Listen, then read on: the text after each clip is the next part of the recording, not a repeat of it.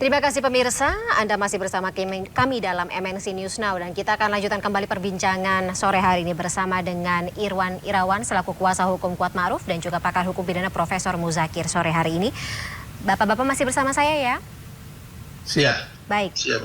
Baik, izin Pak Iwan terkait dengan bagaimana persiapan dari tim kuasa hukum dan juga klien Anda tentunya dalam menghadapi sidang vonis yang koreksi saya kalau salah, Selasa pekan depan atau kapan? Ya, tanggal 14. Tanggal 14 Februari ya?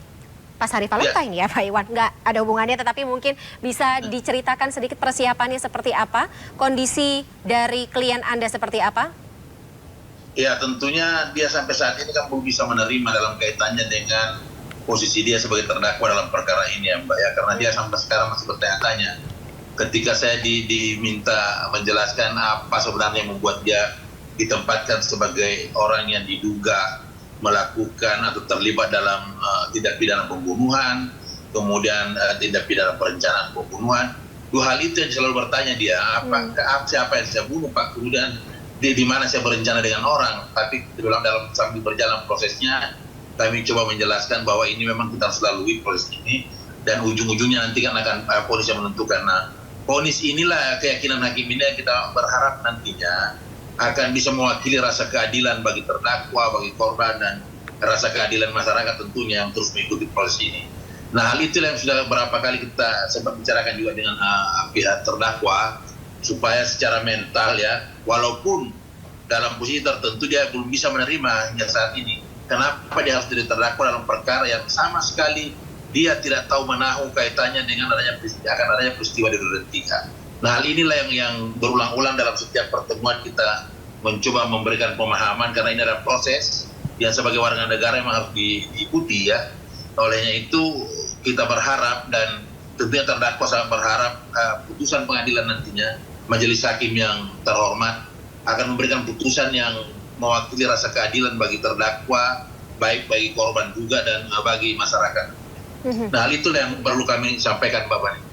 Jika memang ya kita kan harus menyiapkan diri atas segala kemungkinan yang akan terjadi seperti itu ya Bang Irwan ya.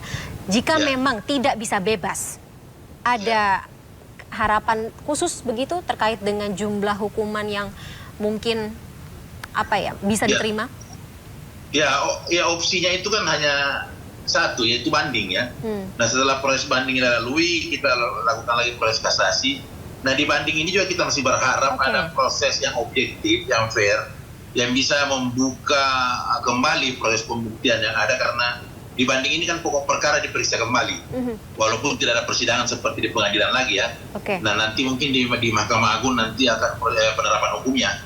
Nah, di proses banding ini kami masih berharap apabila putusan ini tidak sesuai yang kami harapkan, maka proses itu harus kita lewati. Karena berapapun putusan buat Kuatma'ruf itu, aku yakin betul bahwa proses banding itu harus kita lalui, karena kami merasa bahwa Kuatma'ruf ini tidak pada tempatnya atau tidak patut dijadikan terdakwa dalam perkara ini. Demikian Mbak Fani. Jadi maju terus, pokoknya apapun yang terjadi banding, nanti juga kalau misalnya ada kemungkinan kasasi juga tetap akan dilewati, begitu ya Bang? Iya, betul. Kami akan melalui proses itu, semua mekanisme itu, karena kami berkeyakinan sejak awal bahwa Kuatma'ruf ini bukan orang yang patut dihukum dalam perkara ini. Baik. Mungkin sedikit, Bang Irwan, ada bentuk komunikasi dengan terdakwa lainnya, mungkin dengan Ricky Rizal atau dengan Pak Ferdi Sambo, Bu Putri Chandrawati begitu dalam menghadapi? Nggak ada. Jangan pernah komunikasi kami. Kami hanya berkomunikasi dengan klien aja, dan kalaupun berkomunikasi dengan pengacaranya, kami di ruang sidang aja. Tidak ada tempat lain. Dan klien Anda pun juga dengan sesama terdakwa lainnya juga tidak bentuk komunikasi apapun ya? Iya, karena mereka kan dipisahkan tempat tahanannya, jadi tidak mungkin berkomunikasi. Si Rizal di Jaksa Agung, kemudian pihak Eliezer di Mabes, tapi kan diawasi LPSK, kemudian Pak Ferdi kan di Makobrimob. Jadi memang tidak mungkin ada komunikasi antara mereka. Baik.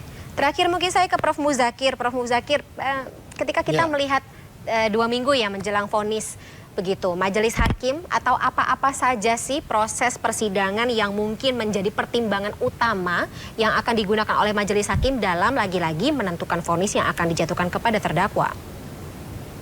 Jadi ini bagian yang mestinya harus terbaca semua, terutama dari pihak jaksa penuntut umum ya, yang belum tampak jelas ya. Kalau saya mencoba mengevaluasi apa yang telah terjadi, seperti tadi yang disampaikan ya, bahwa yang dia mengatakan Pak Irwan tadi, bahwa ini Pak Kuat Ma'ruf ini sebagai apa gitu. Itu menunjukkan bahwa dari pihak penasihat hukum jadi masih posisinya ada di mana. Kan kalau itu 2 orang atau lebih, posisinya itu kan apakah dia eksekutor, ya itu. Kalau eksekutor buktinya apa? Yang kedua, kalau dia turut serta, keturut sertaannya itu kepada siapa?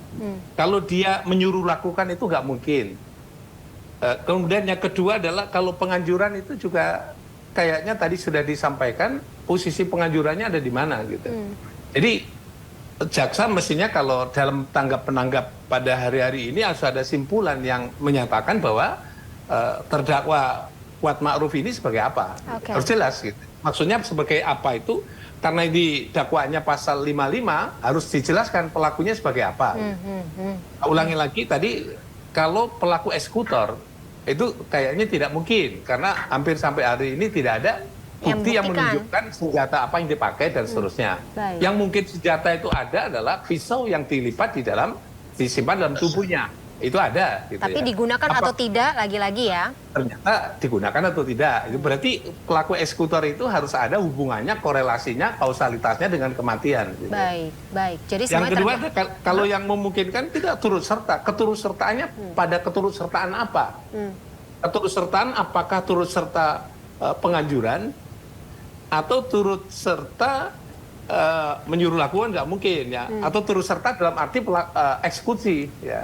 Nah, ini yang menjadi masalah kalau eksekusi tadi sudah saya terangkan di situ, kalau turut serta eksekusi apa peran dia gitu. Jadi itu nanti akan dipertimbangkan semua. Saya ulangi lagi, kalau menurut pendapat saya seharusnya jaksa pada saat simpulan terakhir itu harus tergambarkan secara jelas peran masing-masing pelaku dalam pasal 55 terus diterangkan juga gitu. Tapi menurut Anda, Prof, cukup terang nggak? Ya itu tadi nggak ada. Terang itu harus simpulan. Baik. Jadi terangnya kesimpulan aja. Apakah dia menyuruh lakukan? Nggak mungkin ya. Menganjurkan, turut serta, atau pelaku eksekutor. Nah, kalau itu dikombinasi namanya itu adalah penganjuran terhadap penganjuran begitu, atau ada derajat tingkatannya. Apakah dia misalnya turut serta dalam penganjuran, turut serta di dalam pelaksanaan, atau turut serta dalam menyuruh lakukan. Itu harus jelas gitu. Jadi harus pas dalam posisi perbuatannya. Gitu. Baik. Cukup katakanlah sebenarnya kasus ini memang menjadi membuka banyak sekali perspektif, dan lagi-lagi kalau misalnya kita bicara dari perspektif hukum, harusnya memang fakta-fakta hukum yang terjadi atau disampaikan dalam persidangan inilah yang menjadi pertimbangan seadil-adilnya bagi hakim untuk memutus apa yang akan diputus untuk para terdakwa, seperti termasuk juga dengan klien dari Bang Irwan yang akan 14 Februari ini akan menghadapi sidang vonis begitu ya. Baik, tapi kita sudahi dulu dialog kita sore hari ini karena durasinya sudah habis. Terima kasih sebelumnya saya ucapkan kepada Bapak-Bapak telah hadir bersama kami. Terima kasih Pak Irwan. Baik, salam sehat selalu. Kita ketemu lagi di lain kesempatan. Sampai jumpa Bang Irwan dan Pak Prof Muzakir. Selamat sore. Sampai jumpa kembali. Selamat sore. Nah pemirsa, Komite Pemilihan PSSI sore ini akan mengumumkan daftar calon sementara Ketua Umum dan calon Wakil Ketua Umum PSSI. MNC News Now akan segera kembali dengan perbaruan informasinya bersama rekan saya Fazila Khairunisa.